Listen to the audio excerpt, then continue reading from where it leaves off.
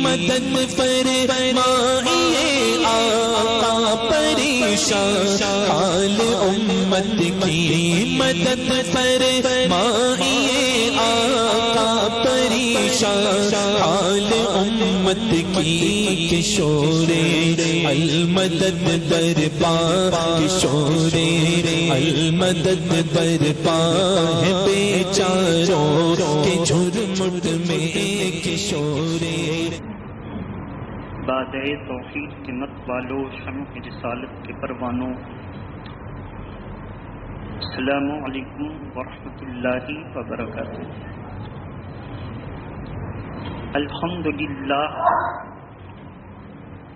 الحمدللہ نحمدہ ونصلی ونسلم علی رسولہ الکریم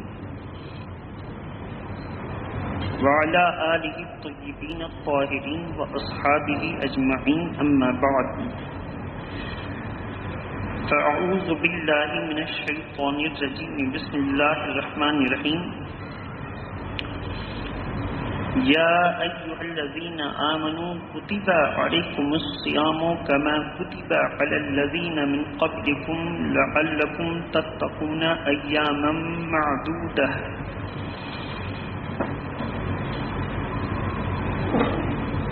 وقال اللہ تبارک وتعالی فی القرآن المجید شہد اللہ انہ لا الہ الا هو والملائکۃ والعلم قائما بالقسط۔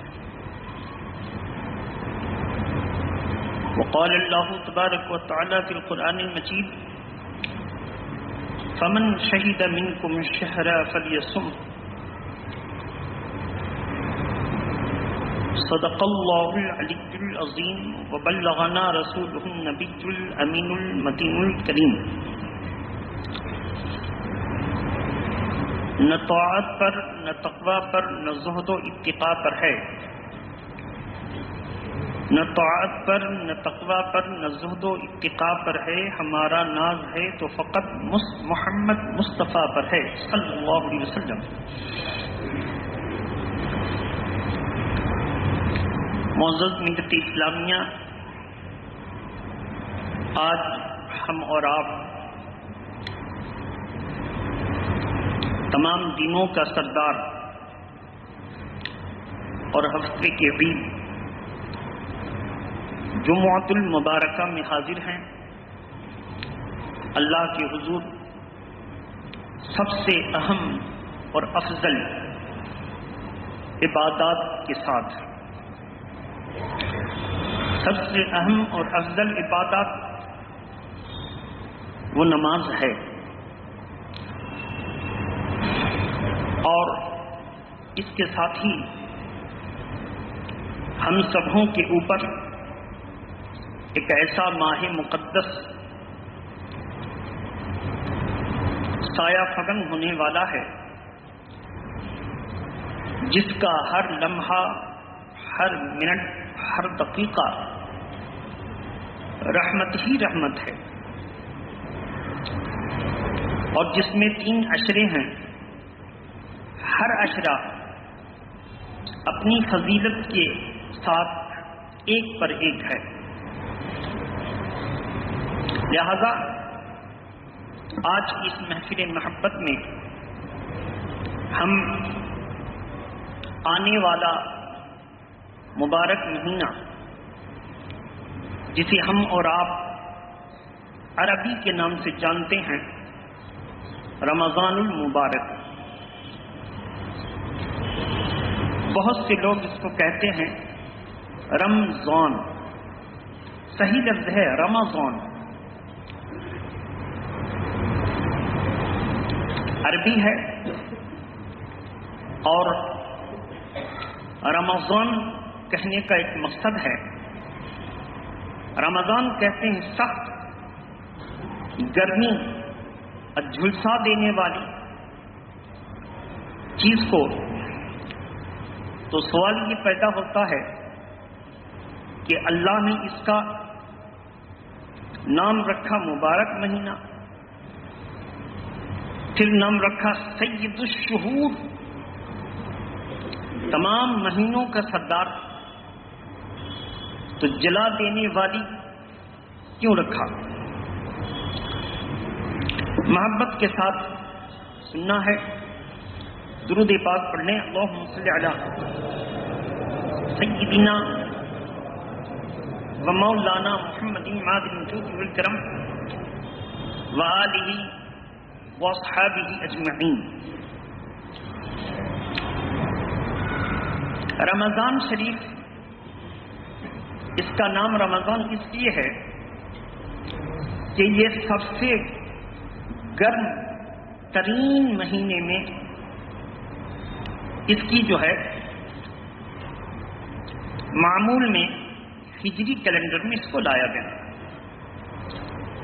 تو مانوی اعتبار سے یہ جھلسا اور گرما دینے والا مہینہ ہے، اور شرعی اعتبار سے یہ وہ مقدس مہینہ ہے جو بابرکت بھی ہے، اور اس مہینے کا جو احترام کرے، استقبال کرے، اس کے حق کو ادا کرے، تو جس طرح ایک گرم بھٹی لوہے کو تپا کر لوہے کے زنگ کو دور کر دیتی ہے، اس سے کہیں زیادہ جو مومن مسلمان ایمان و یقین کے ساتھ اس رمضان المبارک کے مہینے کا احترام کرتا ہے، تو اس کی برکت سے اس کے تمام گناہ جھلس کر جل کر رکھنے والے کو پاک و صاف کر دیتا ہے۔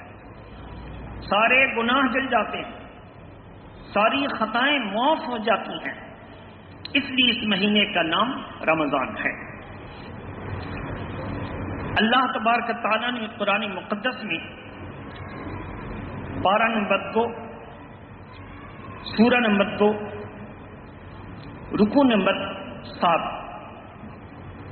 ارشاد فرمایا، یا ایھا الذین آمنوا کتب علیکم الصیام کما کتب علی الذین من قبلکم لعلکم تتقون ایاما معدودہ۔ اے ایمان والو،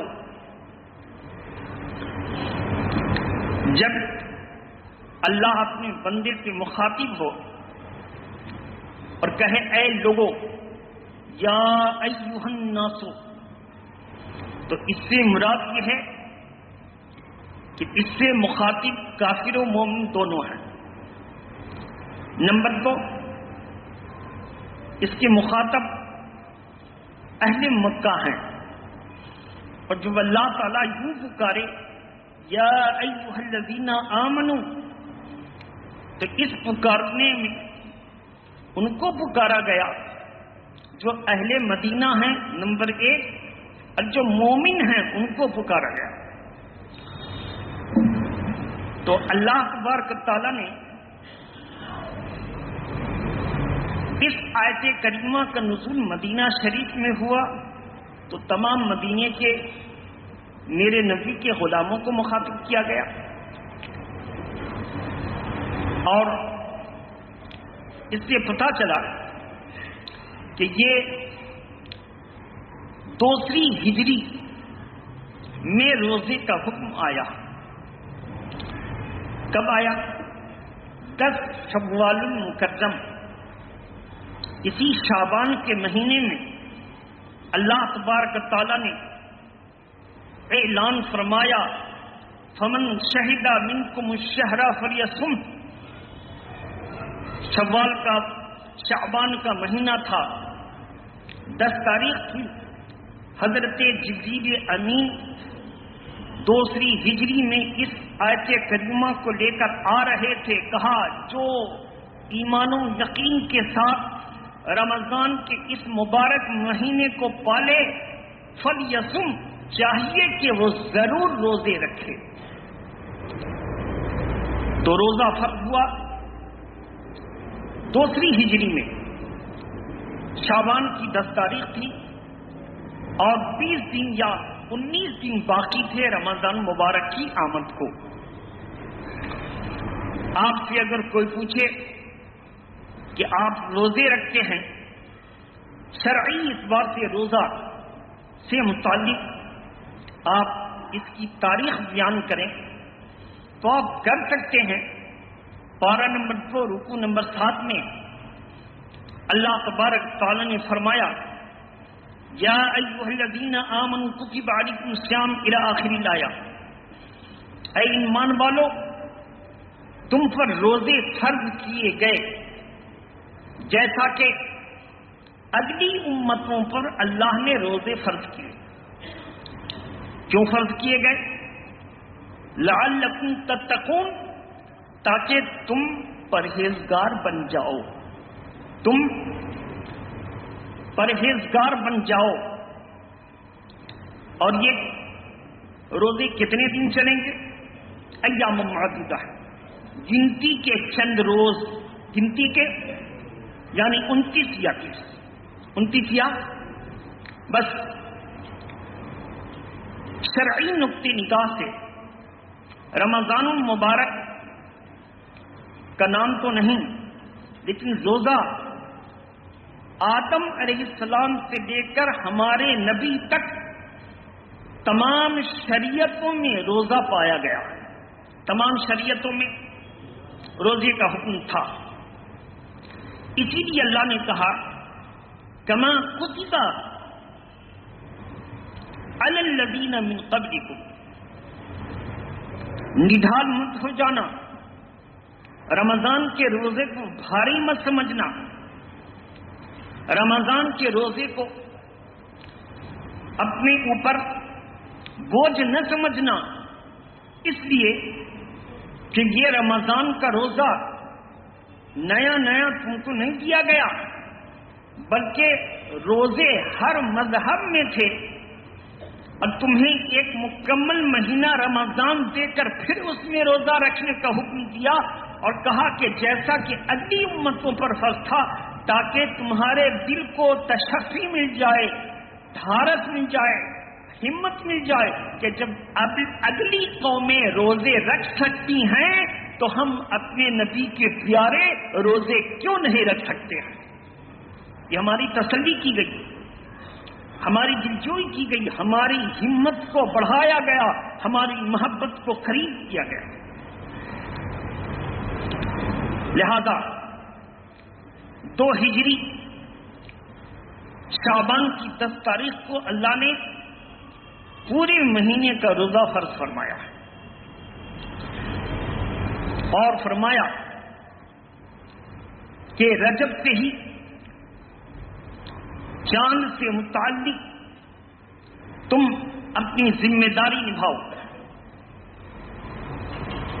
رجب کا چاند دیکھو تاکہ شعبان ٹھیک ٹھاک ہو جائے، شعبان کا چاند دیکھو تاکہ رمضان کا معاملہ صحیح رہے، رمضان کا چاند دیکھو تاکہ حج کی شروعات میں مہینہ شوال المکرم کا معاملہ ٹھیک ہو جائے، شوال کا چاند دیکھو کہ ذی قعدہ کا معاملہ ٹھیک ہو جائے۔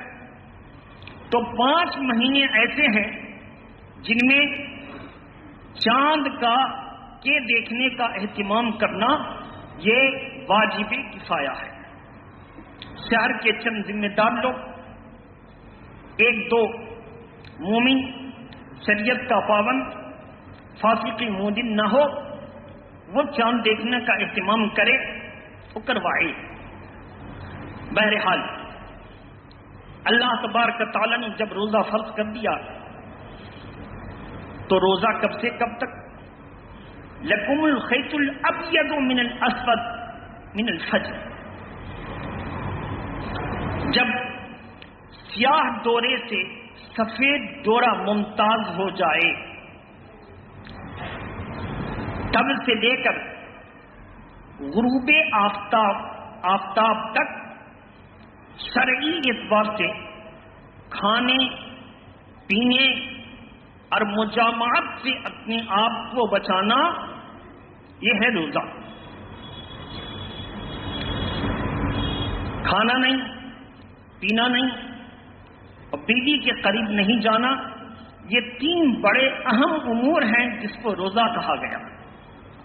یہ عام لوگوں کا روزہ، خاص لوگوں کا روزہ اگر روزہ رکھ لیا تو اب فقہاء اکرام، بزرگان دین، مفسرین کی تشریحات کے مطابق اپنے نفس کو مخاطب کریں گے، کہیں گے سن اے آنکھ تیرا بھی روزہ ہے، اے کان تیرا بھی روزہ ہے، اے جسم کے عوارض حصہ جسم تمہارا بھی روزہ ہے۔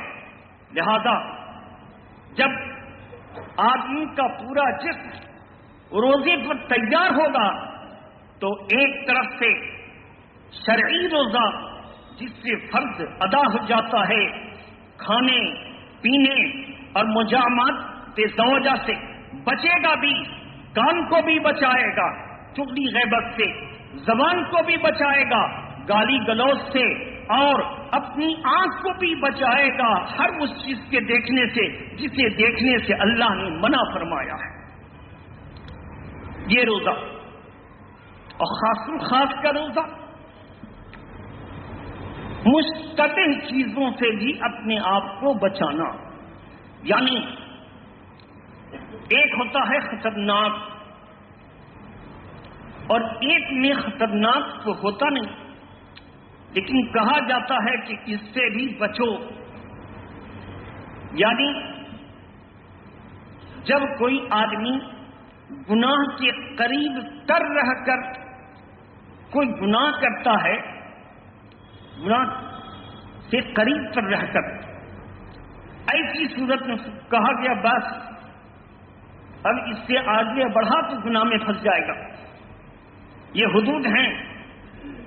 ایسی صورت میں آدمی کو ہر شبہ والی چیز سے بھی بچنا جس سے روزے کی اشرفیت اور فضیلت پر اثر پڑ جائے، اس سے بھی بچانا۔ اب استقبال رمضان، درود پاک پڑھیں، اللہم صلی علی سیدنا مولانا محمد وعلی اصحابہ بارک وسلم، صلاۃ و سلام علیک یا رسول اللہ۔ وہابی اور سنی میں فرق، وہابی صلاۃ و سلام علیک یا رسول اللہ نہیں کہے گا، بتا دیا اگلے جمعہ کو۔ سنی بڑے شوق سے صلاۃ و سلام علیک یا رسول اللہ پڑھے گا، کیونکہ جب یا رسول اللہ آ گیا تو میرے عقیدے کے الفاظ سے مطابقت ہو گئی کہ جب ہم اپنے نبی کو پکار رہے ہیں تو پکارا انہیں کو جاتا ہے جو زندہ ہیں، مردے کو پکارا نہیں جاتا، لہذا ہمارے نبی زندے ہیں اور وہابیوں کے نبی مردے ہیں۔ جو تصور میں لوگ آتے میرا نبی اور مردہ بھی سمجھتے ہیں، لہذا ہمیں اور آپ کو اتحاد کی قوت میں مست ہونا چاہیے۔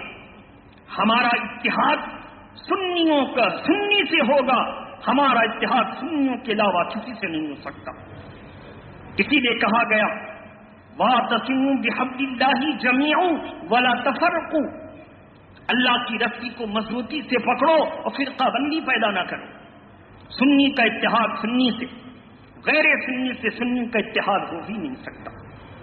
میرے محترم مسلم کو دوستو، استقبال رمضان، اپنے آپ کو تیار کرنا، غذائی طاقت و قوت کے سامان کو کھانا، اس لیے کہ روزہ کی طاقت پیدا ہو جائے، اور اپنے کاروبار کو مختصر کر کے سمیٹنا تاکہ کاروبار میں الجھ کر کے روزے کی روحانیت کو ضائع نہ کر دے، اپنے گھر بار کو، پریوار خاندان فیملیز کو اس طریقے پر سنوارنا تاکہ سب رمضان کے روزے رکھنے کے لیے تیار ہو جائیں، اور دل میں خوش ہونا، رمضان کا انتظار کرنا، اس لیے کہ نماز کا انتظار کرنا گویا نماز میں ہے، گویا نماز میں۔ تو اسی طرح رمضان المبارک کے مہینے کا انتظار کرنا گویا روزے سے محبت کرتا ہے۔ صحابہ کرام کی تاریخ کو پڑھا، دیکھا 6 مہینے تک وہ رمضان کی تیاری کرتے، اور 6 مہینے تک وہ رمضان کے چلے جانے پر افسوس، کرب اور غم کا اظہار کرتے۔ اس لیے رمضان کی تیاری 6 مہینے پہلے گویا ربیع الاول سے، اور رمضان کے چلے جانے کا غم، پھر اس کی آمد کا انتظار 6 مہینے تک کرنا ہے، تو ایسی صورت میں گویا پھر ربیع الاول رمضان سے ہمیں اور آپ کو خوش دلی کے ساتھ اس کا انتظام احترام کرنا ہے۔ دانت میں درد ہے، اکھڑوانا ہے، ابھی سے اکھڑوا لیجیے، نیت کیجیے۔ رمضان میں تو ایسا کر نہیں سکتے، ابھی سے ہم کو ٹھیک ٹھاک کرنا ہے تاکہ درد کی وجہ سے کوئی روزہ میرا فاسد نہ ہو جائے، یہ اہتمام۔ اور جب رمضان مبارک کا مقدس مہینہ آ جائے، جس کے بارے میں اللہ کے رسول نے فرمایا قد اضلکم، تم پر ایک عظیم شان مہینہ سایہ فگن ہونے والا ہے، جس کی پہلی 10 تاریخیں رحمت کی ہیں، پھر اس کے بعد دوسری 10 تاریخیں اللہ کے قرب کی ہیں، اور تیسری 10 تاریخیں وہ اللہ کے بنائے ہوئے جہنم سے آزادی کے ہیں۔ اس لیے رحمت، مغفرت اور عتق من النار کا اعلان ہوتا ہے کہ پہلے 10 دن اللہ کی رحمت، پھر مغفرت، پھر جہنم سے آزادی، جہنم سے آزادی۔ لہذا ہم اپنے آپ کو جب جب رمضان کا مہینہ کا ذکر ہو خوش ہو جائیں، تاکہ اس کا استقبال ہم سے ہو سکے، خوش ہو جائیں، تیاری کریں۔ اور تیاری کیسی؟ اور تیاری کریں، ماں بہنیں سمجھتی ہیں کہ روزہ ہم لوگ سب رکھیں گے، مرد و عورت مل کے، اب تراویح صرف مرد پڑھیں گے، نہیں، جس طرح تراویح مردوں کے اوپر سنت ہے، اسی طرح تراویح عورتوں کے اوپر سنت ہے۔ اور تراویح سنت کفایہ نہیں ہے، بلکہ عین ہے، سب کو سنت کے مطابق تراویح پڑھنی ہے۔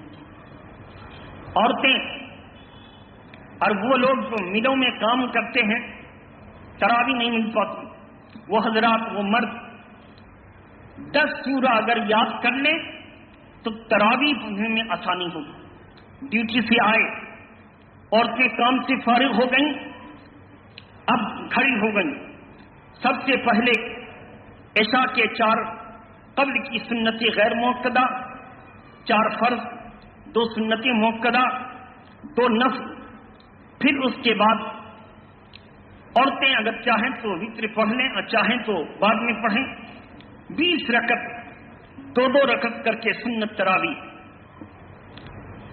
نیت کی میں نے 2 رکعت نماز تراویح کی، سنت رسول اللہ کی، واسطے اللہ تعالیٰ کے، منہ میرا طرف کعبہ شریف کے، اللہ اکبر۔ آپ چاہیں تو ایک ہی دفعہ سب نیت کر لیں، اور چاہیں تو ہر 2 رکعت کی نیت باندھتے وقت کریں۔ بہتر ہے کہ وقت ضائع کیے بغیر، وقت کو بچاتے ہوئے ایک ہی مرتبہ نیت کیجیے، 2 رکعت نماز تراویح کی، اللہ اکبر، بس، یا اللہ کے لیے میں نے تراویح کی نیت کی، اللہ اکبر، کافی ہے۔ ایک دم شارٹ میں ہماری ہر عبادت اللہ کے، ہر عبادت اللہ کے لیے۔ اس طرح اپنی نمازوں کو برباد ہونے سے بچائیں اور اپنی نمازوں کے لیے تیاری کریں۔ دعائے قنوت، درود ابراہیمی، قرآن کی کم سے کم 10 سورتیں علم ترا سے لے کر ناس تک، اور سورہ فاتحہ 11، اور اس کے بعد خضوع کے ساتھ تراویح پڑھیں۔ جو بیمار ہیں، اتنا زیادہ نہیں پڑھ سکتے، ان کو اللہ کی طرف سے اس میں رخصت ہے۔ عشاء کے قبل کی 4 رکعت سنت، یہ سنتیں غیر موقدہ ہے۔ اگر کوئی بیمار، وقت بچانے والا، ضروری ہے، کام میں جانا ہے، کام سے آیا تھکا ہے، تو عشاء کے 4 رکعت قبل کی سنت کو چھوڑ سکتا ہے۔ عشاء کے 2 رکعت سنت کے بعد جو 2 نفل ہے اس کو چھوڑ سکتا ہے۔ وتر کے بعد جو 2 نفل ہے اس کو چھوڑ سکتا ہے۔ تو ایسی صورت میں 4 سنتیں چھوٹ گئیں اور 4 نفل، کتنے بچے؟ 17 میں سے جب 8 نکل گئی تو 9 بچ گئے۔ ایک دم 9 کو ضروری ہے اس کو آپ کو سنت موقدہ، فرض اور واجب تینوں اس میں ہے. اس کو پڑھنا ہے، 20 رکعت تراویح پڑھنی ہے اور شان سے پڑھنی ہے، تاکہ اللہ کی بارگاہ میں جتنے اہتمام، خشوع خضوع کے ساتھ اور اس رمضان کی عبادت کو شاندار سمجھتے ہوئے جب وہ پڑھتا ہے اور خوشی کا اظہار کرتا ہے، تو اللہ تبارک و تعالیٰ کے پیارے رسول نے فرمایا جس نے ایمان و یقین کے ساتھ روزے رکھے اور اس کی رات کو قیام کیا تو اللہ تعالیٰ اس کے تمام سابقہ گناہوں کو معاف کر دیتا ہے. تمام سابقہ گناہ معاف کر. اس لیے تراویح مرد کے لیے سنت نہیں، عورتوں کے اوپر بھی سنت ہے. نمبر 2، عورتیں بعض بڑی بوڑھیاں نوجوان عورتوں کو کہہ دیتی ہیں کہ بیٹی عورت کے لیے پردہ اس میں زیادہ ہے کہ وہ بیٹھ کر نماز پڑھے. کیسے نماز پڑھے؟ بیٹھ کر نماز پڑھے. یہ غلط مسئلہ ہے. جس نے بھی بتایا اس عورت کی تمام نمازوں کو جو بیٹھ کر پڑھی ضائع کر دیا، اور غلط مسئلہ بتانے کی سزا مل جائے گی. اور جس خاتون نے غلط سن کر غلطی پر عمل کیا، اگر وہ معذور نہیں ہے، مجبور نہیں ہے، تو ساری نمازوں کو پھر سے دہرانا پڑے گا، ساری نمازوں کو. اس لیے کہ نماز میں قیام یہ لازم ہے. جب تک کھڑی نہ ہوگی نماز شروع نہیں ہو سکتی. نماز میں قیام لازم ہے. تو لہذا عورتیں بھی مرد بھی جتنی نمازیں پڑھیں سب کھڑے ہو کر. ہاں اگر تھک گیا ہے تو نفل کو بیٹھ کر پڑھے، نفل کو بیٹھ کر پڑھے. کوئی پریشانی ہے، کمزوری ہے، جتنا کر سکتا تھا کیا، بیٹھ کر پڑھے. انشاءاللہ نفل کی نماز سواری پر بھی ہو جائے گی اور بیٹھ کر کوئی پڑھے تو بھی ہو جائے گی. لیکن سنت مؤکدہ، واجب اور فرض کو کھڑے ہو کر کے پڑھنا ہوگا. عورتوں کے لیے دوسری بات کہ وہ ایسی چادر، ایسا دوپٹہ کا استعمال کریں، ایسی اوڑھنی کہ ان کی اللہ اکبر کہتے وقت کلائی نہ دکھے، ان کا ہاتھ نہ دکھے. اتنا اہتمام کے ساتھ پڑھیں کہ جسم کا کوئی حصہ مثلا کلائی، پیٹ، پیٹھ نماز کی حالت میں کھل نہ جائے. ایسی صورت میں ایسا لباس، ایسی وضاقتہ بنائیں کہ ان کی نماز کا فرض پا لینے کی وجہ سے نماز ہو جائے. نماز کا فرض پا لینا پورے بدن کو ڈھکنا ہے. زور سے ہوئے، پورے بدن کو، ستر عورت، پورے بدن کو ڈھک کر کے نماز پڑھنا ہے. اور ایسا کوئی تابن، ساڑی یا دوسرے بہت سارے لباس ابھی غرارہ شرارہ چلے ہوئے ہیں، اس کو اونچا کر کے لڑکیاں پہنتی ہیں. یہ ایک دم غلط، شریعت کے خلاف ہے. غرارہ شرارہ جو بھی نام ہو عورتیں پہنیں، لیکن اس کو لمبا سلائیں کہ ان کی پوری گھٹی سے نیچے صرف زمین میں لیٹنے سے بچے اور پورے ان کے قدم کے اوپری حصے کو کور کر دے، ڈھانپ دے. ایسا غرارہ شرارہ اگر وہ پہنتی ہیں تو ان کی نماز ہو جائے گی. خاص طور پر لیگنز کا پہننا ایسے بھی جائز نہیں، اس لیے کہ اس سے اس کی فٹنس کی وجہ سے، ٹائٹ ہونے کی وجہ سے جسم کی کٹنگ ظاہر ہو جاتی ہے. اور جب جسم کی کٹنگ ظاہر ہو گئی اور صرف گھر میں شوہر رہتا ہے وہ تو پہن سکتی ہے، لیکن جس کے گھر میں شوہر کے علاوہ بھینسوں، دیور، دوسرے غیر محرم حضرات رہتے ہیں، وہاں پر ایسا لباس پہننا یا شادی بیاہ کی تقریب میں ایسا لباس پہننا ان کو حرام ہے، حرام رہے گا. اللہ کے پیارے نبی صلی اللہ تعالی علیہ وسلم نے فرمایا کہ تم زینت کرو اللہ کے لیے، اور اے عورتوں تم زینت کرو اپنے شوہر کے. اپنے قرآن نے صاف کہہ دیا یا بنی آدم خذوا زینتکم عند کل مسجد.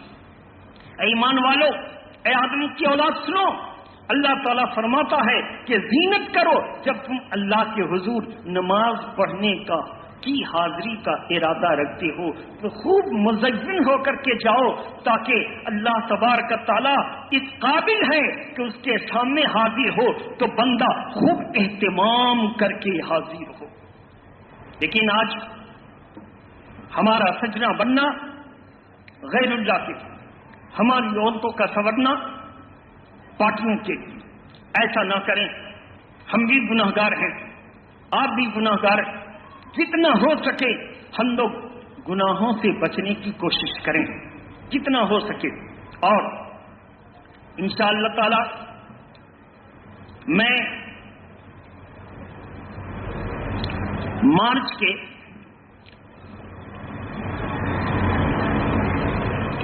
24 تاریخ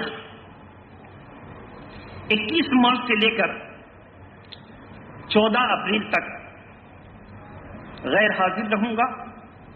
21 مارچ سے لے کر 14 اپریل تک میں امید کرتا ہوں کہ ہم جہاں بھی رہیں عبادت مکمل ہو، اور آپ جہاں بھی رہیں آپ کی عبادت مکمل ہو۔ ایسا نہ ہو کہ محنت بھی کیا، عاملۃ ناصبۃ تصلی نارا حامیہ، عمل بھی کیا، مشقتیں بھی اٹھائیں، قبول نہ ہوئی، جہنم میں چلے گئے۔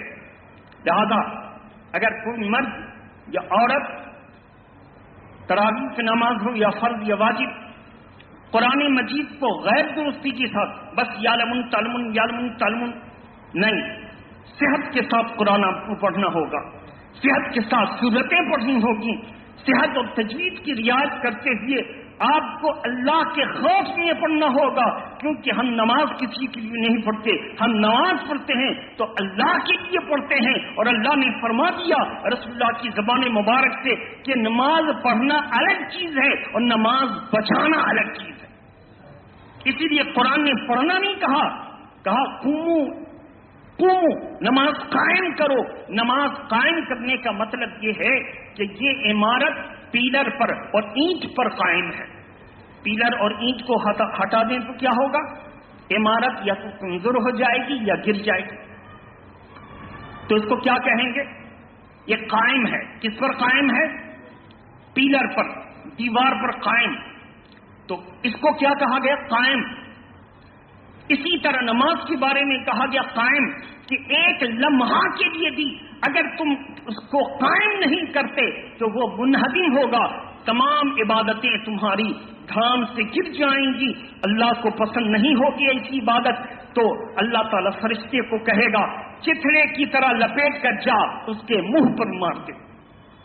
جب ایسا ہو گیا تو عبادت کرنے کی لذت ختم ہو گئی۔ پھر آپ پچھتاتے رہیں گے کہ نماز پہلے پڑھتا تھا شوق سے اور اب زبردستی پڑھنا پڑ رہا ہے، امید شوق یہ سب ختم۔ تو سمجھ لیجئے کہ کہیں طہارت میں، وضو میں، نماز میں کمی ہے، اسی وجہ سے دوسری نماز میں من نہیں لگتا، یعنی بعد والی نماز میں۔ اللہ تبارک تعالی ہمارا اور آپ کا اتحاد بھی بابرکت بنائے، اور ہمارا اور آپ کا ایک دوسرے سے جدا ہونا بھی بعافیت بنائے۔ اللہ تبارک تعالی ہماری اور آپ کی حاضری کو قبول فرما لے۔ وآخر دعوانا ان الحمدللہ رب العالمین۔ السلام علیکم ورحمۃ اللہ وبرکاتہ۔